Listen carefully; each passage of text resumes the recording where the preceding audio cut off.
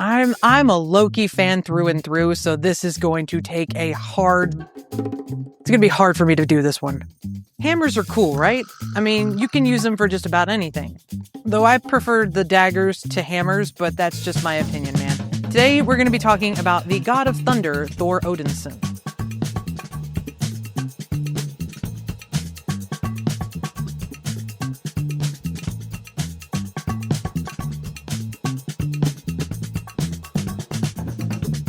I love doing these little breakdowns and going deeper into their motives and beliefs. I'm excited to share my ramblings with you and would appreciate any support by giving the video a like or subscribing for future content.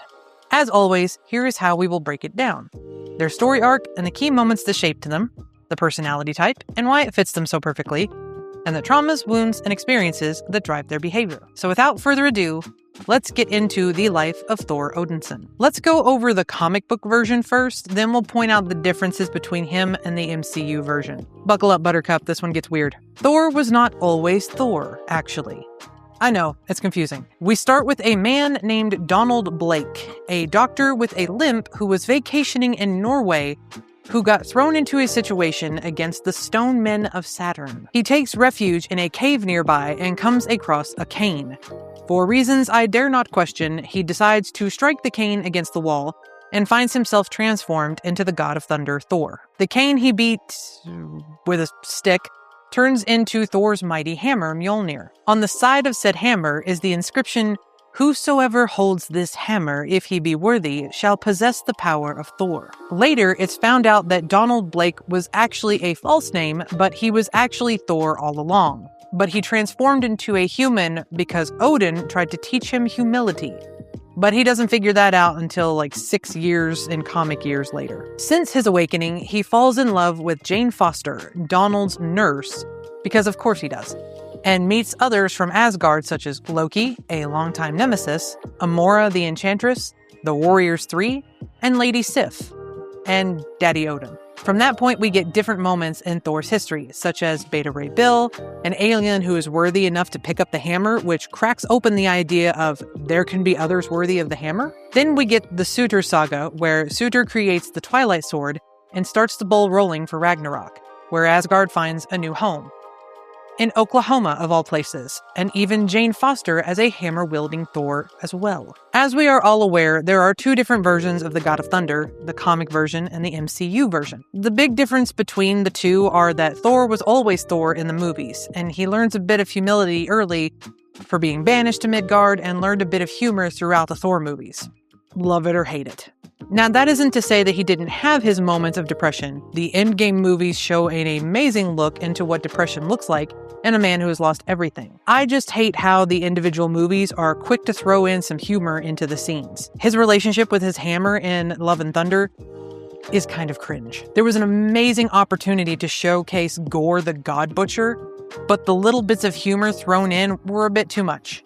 In my opinion, I stress. We've gotten into the history behind Thor, or Donald, or however you want to slice it.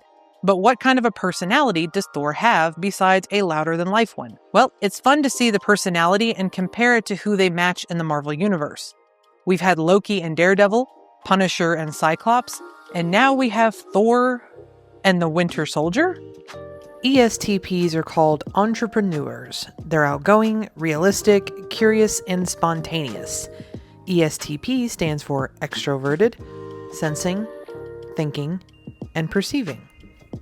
Granted, we did Bucky before all the Winter Soldier things happened, so I guess it makes sense that pre-war Bucky would be a little like Thor. They're both confident, though Thor thinks that he was born with it while Bucky earns it. They both go barreling into trouble thinking that they can handle it with ease, and both have people that would follow them into battle. We broke down ESTP for Bucky, so let's see what it means for Thor. Extroverted. Thor is energized by action, combat, and people. He doesn't reflect or think before acting, he charges. Like in the MCU, he falls for Loki's hook and goes barreling into Jotunheim, ready to bash some heads in with Mjolnir. His identity is performed outwardly. Glory, battle cries, grand speeches, you name it. Isolation drains him, which we see clearly in Endgame. He processes emotion through doing, not thinking. What you see is what you get in him, even if it's loud. Sensing.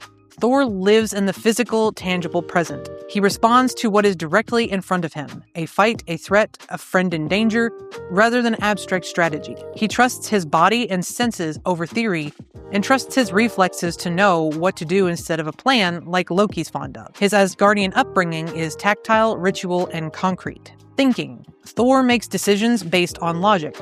To a degree. Enough to count it as thinking, honor codes, and objective outcomes, not emotional consensus. He can be blunt and even cold in his judgments. His sense of worthiness is a rule-based framework.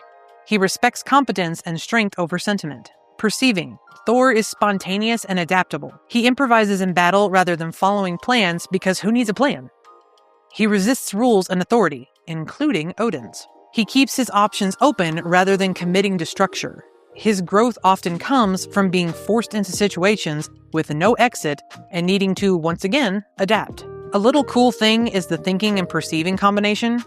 Thor's worthiness is essentially a rigid moral code.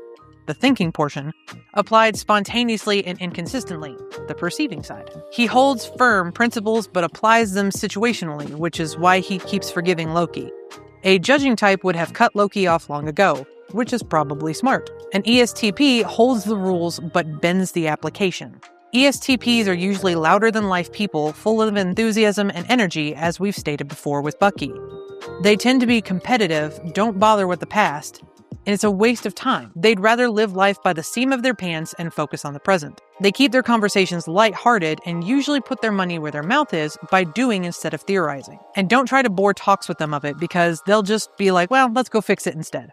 We see this clearly in Thor, especially in the MCU. Remember that moment that I mentioned earlier where Loki hooks Thor into going to Jotunheim to start a war? As soon as Loki mentions that Thor was in the right, he is ready to throw hands and beat the crap out of some frost giants.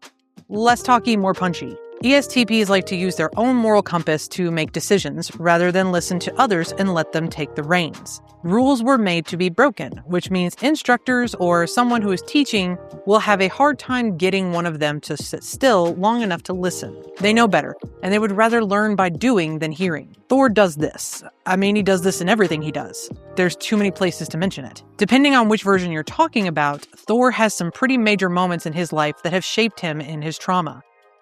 For the comics, it's his struggle with being worthy, his relationships with his father, and an endless war and loss. In the MCU, he struggles with major depression, heavy loss of his people, including his entire family, and identity crisis. He thinks the hammer is what gives him his powers, and realizes it's the god himself that does. So let's go deeper into the God of Thunder's trauma in life. First, in the comics, conditional worth. This is the foundation of everything. Thor's worth isn't inherent, it's granted. The enchantment on Mjolnir from Odin literally says, if he be worthy. That means love, power, and identity is conditional. Psychologically, this creates a chronic shame baseline and I'm flawed, not I did something wrong. It also creates the idea that he needs something like a hammer, or a title, or approval from others to feel real. When Thor becomes unworthy, it's not just about losing the weapon, it's the universe has confirmed my deepest fears about myself. The God of War versus Protector split. Thor is raised in a culture that glorifies war, but he internally leans toward compassion. This creates a permanent internal contradiction. His warrior side depicts violence, conquest, and dominance. His personal morality calls for protection, empathy, and restraint. His father is the former, his mother is the latter. This is a form of identity fragmentation, which means he's never fully aligned with himself. Every choice feels like a betrayal of who he is. Over time, it leads to his emotional exhaustion, especially towards his brother, because man, he does have to be the only one that believes Loki. Immortality equals accumulated grief without resolution. Thor doesn't just experience grief, he collects it indefinitely.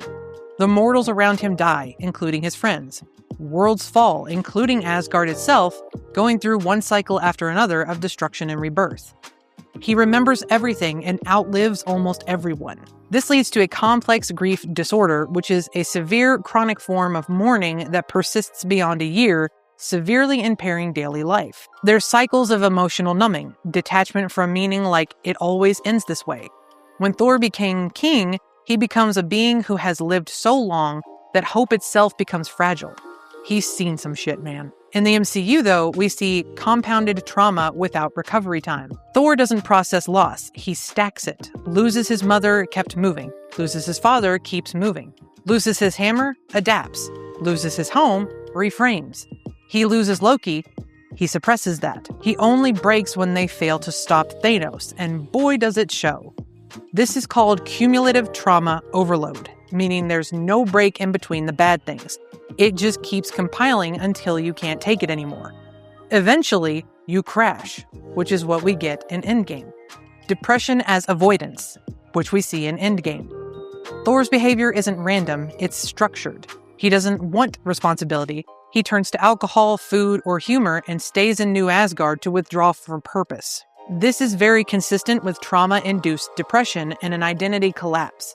He's not just sad, he's disconnected from meaning. Loss of identity anchor. Thor used to define himself through roles. Son of Odin, God of Thunder, King of Asgard, Avenger.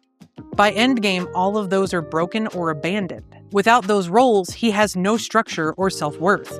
He drifts from one thing to the other without emotions. This is why his conversation with Frigga matters so much. She shifts him from worthy of a role to worthy as a person. So what do we do with all of that? We've got a god, someone with power beyond anything we can imagine, and yet when you strip it all down, Thor isn't defined by lightning or strength or even Mjolnir. He's defined by a question. Am I worthy? And that's what makes him so compelling, because whether you're looking at the comics or the MCU, Thor's story isn't really about becoming stronger, it's about confronting the idea that strength was never the answer in the first place. It's about a man who was raised to believe that worth has to be earned, who spent centuries trying to prove it, and who, when everything was finally taken away, had to face the one thing that he'd been running from his entire life. Himself. The losses, the failures, the guilt, the identity crisis, none of that breaks Thor because he's weak. It breaks him because for the first time, he doesn't have anything left to hide behind.